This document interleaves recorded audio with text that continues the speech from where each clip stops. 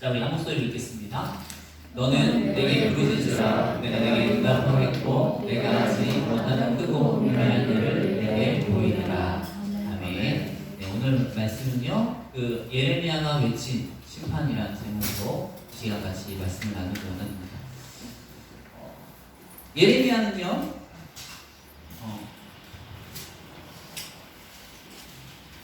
요시야 왕 때부터 시드기야 왕까지, 요시야 왕 때부터 여호와긴, 시드기야 왕까지 해서 40년을 이제 활동했던 그런 선지자입니다.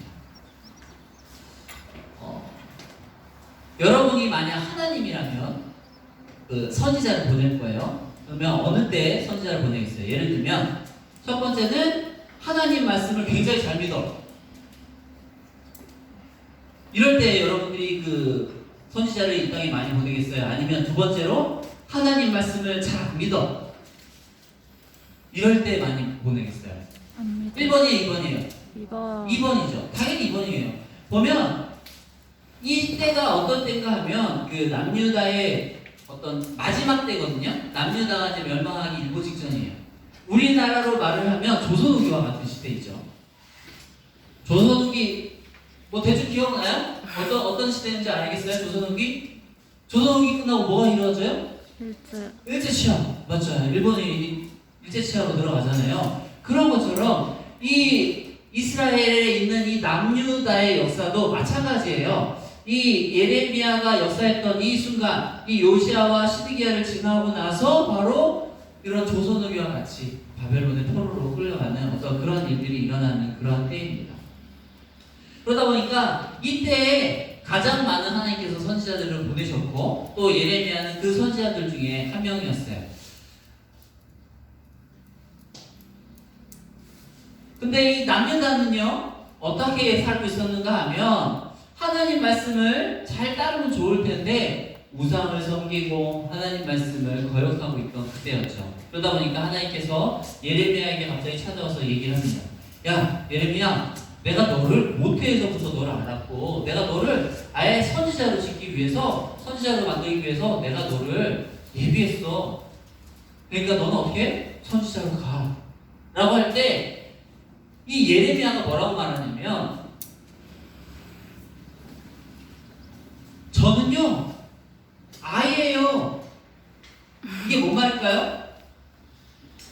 어리다. 이게 뭔 말일까요? 네, 하나님 제가 가겠습니다. 뭐 이런 의미겠어요? 아니죠. 저는 아이예요. 제가 어떻게 가요? 저 목사님도 마찬가지일 것 같아요. 목사님이 갑자기 저한테 하나님께서 갑자기 목사님한테 나타나는데 이럴 거 하는 거예요. 야, 문 목사, 너 이제 나가서 저희 개척해. 그러면 저도 목사님도 그렇게 할게요. 왜 하나님? 저 아이예요. 아직 연소해요. 부족해요. 좀 더 배워야 돼요. 갑자기 개척이라뇨. 이렇게 말하고 왔거든요. 느헤미야도 마찬가지였을 것 같아요. 이 느헤미야도 그렇게 말하니까 하나님께서 뭐라고 말하냐면, 야, 아니야. 내가 너와 함께하고 있어. 그러니까 너는 아이라고 말하지 말고 너는 너희가 너를 누구에게 보내든지 너는 가고 내가 너에게 무엇을 말하든지 너는 그것을 전해. 라고 말을 하거든요. 여러분, 여호와의 그 예레미야의 별명을 알아요? 예레미야의 별명. 사람인가? 맞아요. 예레미야의 별명은요, 눈물의 선지자예요. 자, 먼저 선지자는 어떤 사람을 말하죠? 하나님의 말씀을 전하는 사람. 맞죠? 하나님의 말씀을 전하는 사람이에요. 보면 여러분들에게 어떤 선지자가 왔어요. 그러면서 얘기합니다. 그래서 하나님의 말씀을 배워내요. 그러면서 얘기하는데, 만약 그 선지자가 여러분들에게 찾아와서 얘기할 때 어떤 말이 좋을까요? 잘 봐요. 야, 너 이제 그따구로 살지 마. 막 이렇게, 아니 너가 그렇다는 거 아니고 진짜 하나님 똑바로 믿어야 돼. 안 그러면 너 이제 망해. 뭐 이렇게 얘기하는 게 좋겠어요. 아니면 야, 너는 진짜 복의 아이야. 하나님께서 너를 진짜 사랑하셔. 너 그렇게 살면 너 진짜 복의 근원이 될 거야. 이렇게 얘기해 주는 게 좋겠어요. 첫 번째예요, 두 번째예요. 안 좋게 얘기하는 게 좋을까? 좋게 얘기해 주는 게 좋을까요? 좋게 해주는 게 좋죠. 이건 누구나 마찬가지일 거예요. 누구나 좋게 얘기해 주는 게 좋아요. 근데 만약 나쁘게 얘기하는 거 다 싫어하죠. 그러다 보니까 이거는 말하는 사람도 마찬가지예요. 뭔 말인지 알아요? 말하는 사람도 좋게 얘기해 주길 원하지 나쁘게 얘기해 주길 원하는 사람은 거의 없어요. 예를 들어서 하나님께서 누구든지 내가 가라는 대로 가라고 했어요. 그러면 그게 왕이 될 수도 있고 권력자가 될 수도 있잖아요. 근데 그런 사람들 앞에 가고 당신 그렇게 살지 마세요. 그렇게 살다가는 하나님께서 심판하십니다. 멸망할 겁니다. 이렇게 얘기하면 그 사람들 기분이 좋을까 안 좋을까? 안 좋지. 그러면 어떻게? 기분이 나쁘면 선자들이 이런 뭣도 아닌 것이 이러면서 선자를 없애버릴 수도 있단 말이에요.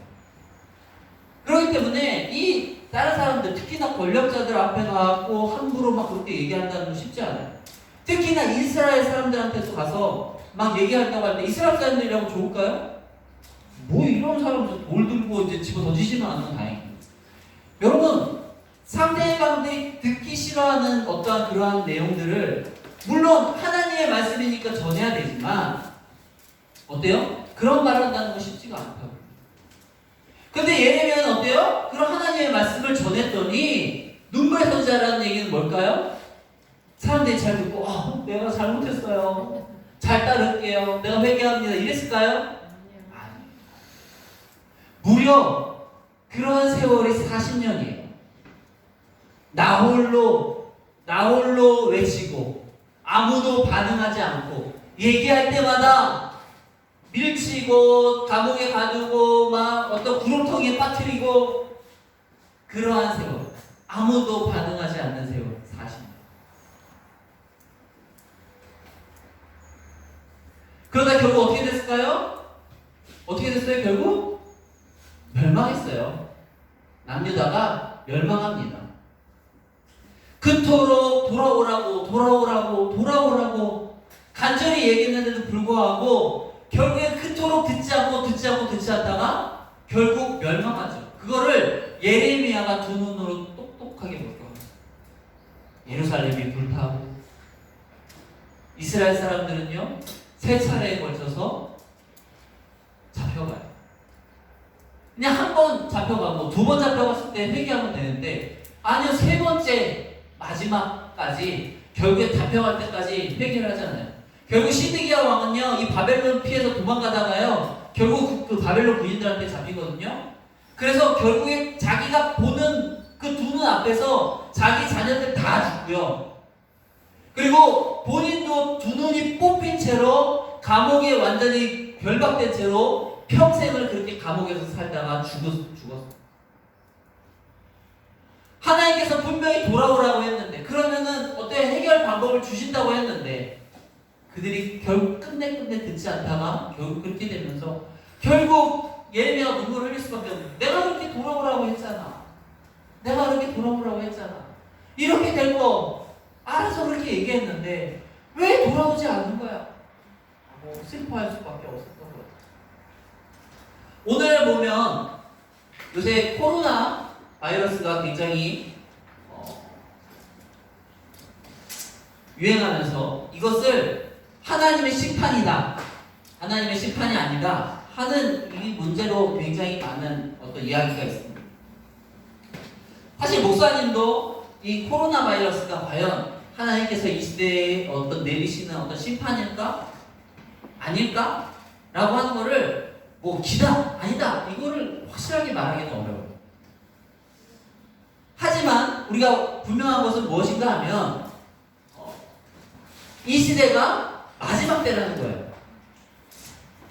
마지막 때가 뭘까요? 마지막 때에는 서기에 보면 어떤 환란들이 일어나고 어떤 또 심판에 나타나는 모습들이 굉장히 많이 나타나는데 그렇기 때문에 사실 이 코로나가 아니고 그거보다 더 심한 거가 일어나도 전혀 문제가 없어요. 사실 코로나를 보면 전염성은 굉장히 강하죠. 전염성은 굉장히 강해요. 어떻게 작은 공간에 잠깐 있었는데도 불구하고 전염이 되기도 하고 그래요. 근데 코로나는 뭐는 없어요? 치사율은 낮잖아요. 걸린다고 해서 반드시 죽는 게 아니고 그 중에 11%가 위급하고 그 중에 2%만 이제 죽고 3%가 죽잖아요. 그렇다는 얘기는 치사율은 낮아요. 그런데 하나님이 심판을 내리시면 어떻게 할까요?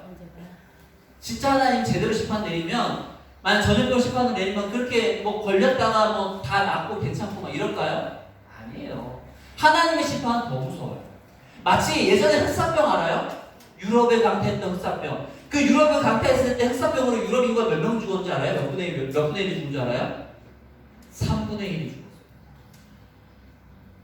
성경에도 보면 요한계시록에도 나와죠. 어때요? 그 나팔 인재왕 때 인재왕에 아마 3분의 1로 죽었던 걸로 목사님 기억하는데, 여러분 하나님이 내리시면요 전 세계 인구가 3분의 1이 속절없이 죽는 거예요. 지금 뭐 코로나는 이렇게 마스크 쓰면은 방어가 되잖아요. 손 씻고. 하나님이 내리신 전염병에 이 마스크 쓴다고 막아질까요? 안 돼요. 분명히 안 될 거예요. 이런 마스크 쓴다고 단순하게 뭐 안 될 거예요. 여러분 하나님이 맘먹고 내리시면, 맘먹고 전염병으로 우리를 공격하시고 심판하시면요 그 앞에서 누구도 어떻게 피해갈 방법이 없는 거예요.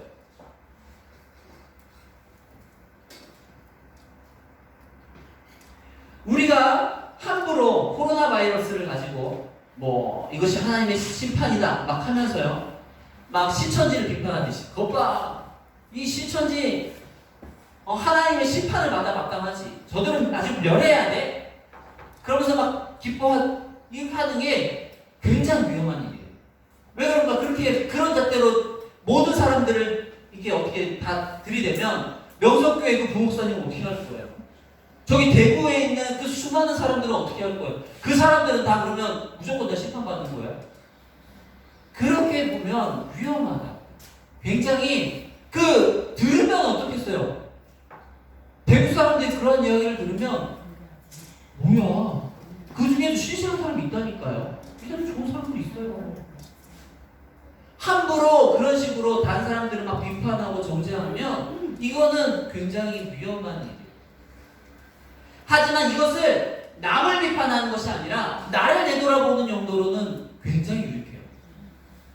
나를 보고서 진짜 하나님께서 이 땅에 심판을 내리면, 전염병의 심판을 내리면 이렇게 무섭구나. 예를 들어서 민수기에 보면 가나안 정탐을 하잖아요. 근데 가나안 정탐을 했을 때 사람들이 어떻게 믿음으로 반응합니까? 아니죠. 그러면서 막 하나님 원망하고 지도자 원망하고 결국에는 막 모세 내리고 막 우리를 인도할 뭐 새로운 지도자 뽑자 막 그렇게 가거든요. 그때 하나님이 나와서 모세에게 제안한 게 뭔가 하면, 야 모세, 저들 안 된다. 저들 날 믿지 못하고 이렇게 날 멸시하는구나. 그러면서 하는 얘기가 뭐냐면, 내가 저들을 다 전염병으로 쓸어버리겠다 하는데, 그리고 내가 너에게 새로운 민족, 말 잘 듣는 민족을 너에게 주겠다 라고 말을 하거든요.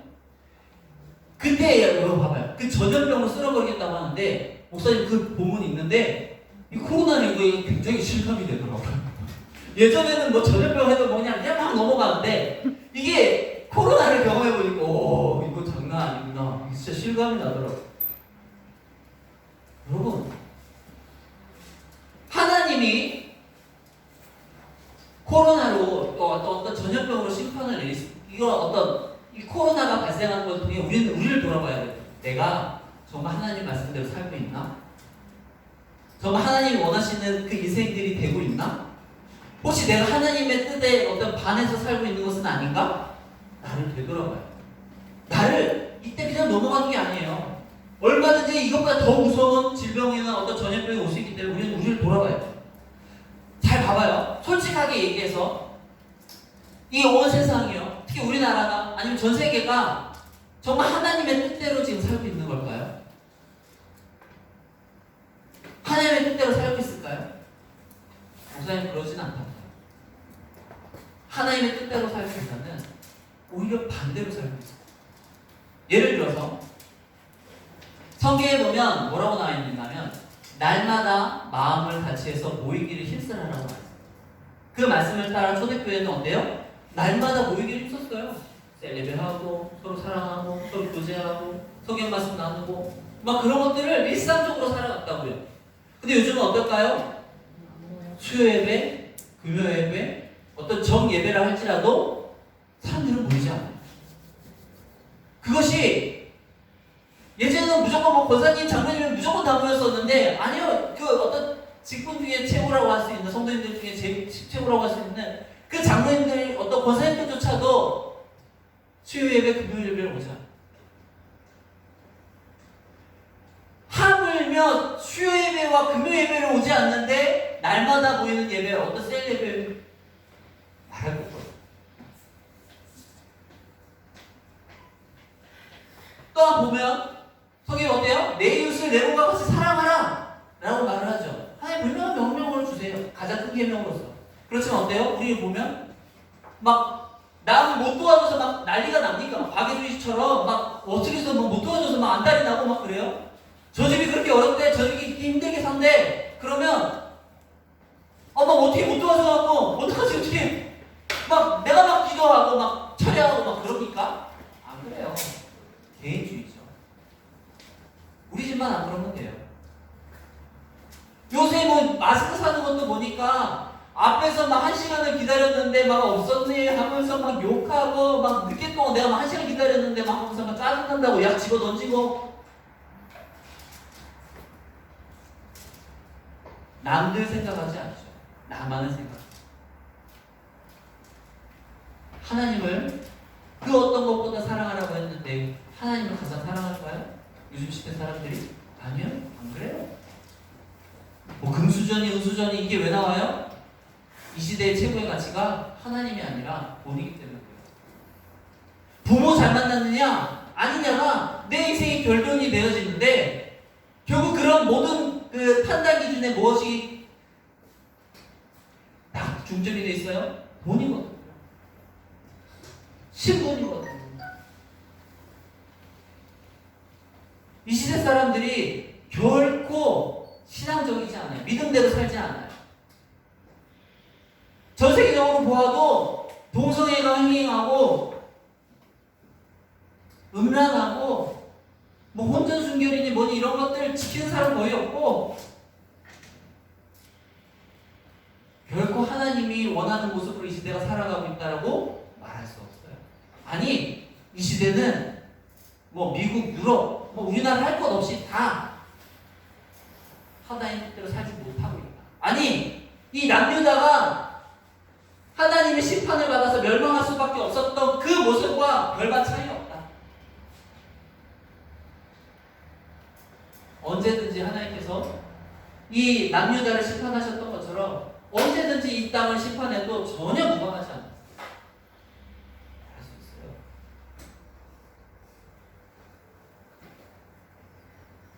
여러분 코로나를 그냥 넘어갈 게 아니에요. 나를 되돌아봐야 돼요. 이런 시대 가운데에서 하나님께서 전혀 우리를 쳐도 전혀 문제가 없는 이 상황 가운데에서 그냥 남들이랑 똑같이 구별되지 못하고 거룩하지 못한 삶을 계속 살아간다고 한다면 그 심판이 나에게 임하는 거예요. 하나님의 심판은요 뭔지 아세요?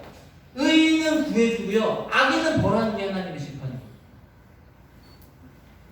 근데 하나님의 심판 때에 우리가 예수님을 잘 믿고 있으면 오히려 그때가 구원의 때요 하나님의 어떤 축복을 경험하는 때가 되는 것인데 근데 내가 제대로 서 있지 못하면 내가 하나님의 심판을 받는 자가 돼요.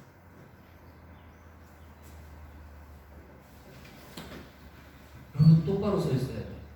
내가 이 시대 가운데 이 시대가 어떻게 흘러가고 있고 나는 이 시대 가운데서 과연 하나님의 말씀대로 살아가고 있는가 아닌가를 돌아봐야 돼요. 그리고 나를 되돌아보고서 내가 만약 회개할 것이 있다면 회개하고 돌이켜서 하나님 말씀대로 살아가야 됩니다. 지금처럼 하나님 말씀 보고 기도하고 마음껏 할 수 있는 시간이 없어요.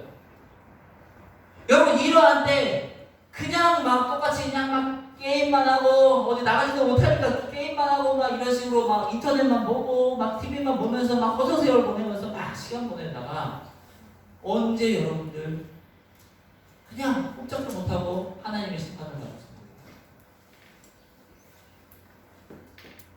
바로 깨어있어요. 바로 깨어있어요. 여러분 예레미야에게 하나님께서 다가가서 내가 너를 선지자로 불렀으니 너는 내가 가는 대로 가라 한 대로 가라 말씀했던 것처럼 하나님이 나에게 뭐라고 말씀하시는지를 우리는 분별해야 해요. 예레미야는 어떻게 했어요? 하나님이 보내실 때마다 가라는 곳 가고 내가 하라는 것들 말하라. 그것이 결국 쉽지 않은 순종이었지만 그는 어떻게 해요? 하나님이 그 예레미야의 그 뜻이 뭐냐? 그 예레미야의 뜻이 그 하나님이 세우시다라는 뜻이거든요. 그 하나님이 세우신 그 이름처럼 그의 인생이 정말 하나님의 말씀대로 그대로 오늘 살아갔어요. 힘들었지만 정말 이스라엘을 사랑하는 마음으로 끝까지 40년 동안 변함없이 그들에게 하나님의 말씀을 전하고 아무리 핍박을 받아도 아무리 원망을 받고 욕을 먹어도 그래도 이것이 하나님의 뜻이고 이것이 진짜 그들을 살리는 길이기 때문에 그들을 포기하지 않고 끝까지 전했던 것처럼요. 저와 여러분들이 아무리 이 시대가 뭐 멸망으로 치닫고 하나님 뜻과 정반대로 가고 그러다 한다고 할지라도 저와 여러분들이 무엇이 진리이고 무엇이 하나님 뜻인지를 분별해서 온전히 나아가야 될 줄 믿습니다. 저와 여러분들이 그렇게 말씀 위에 바로 서서 나가서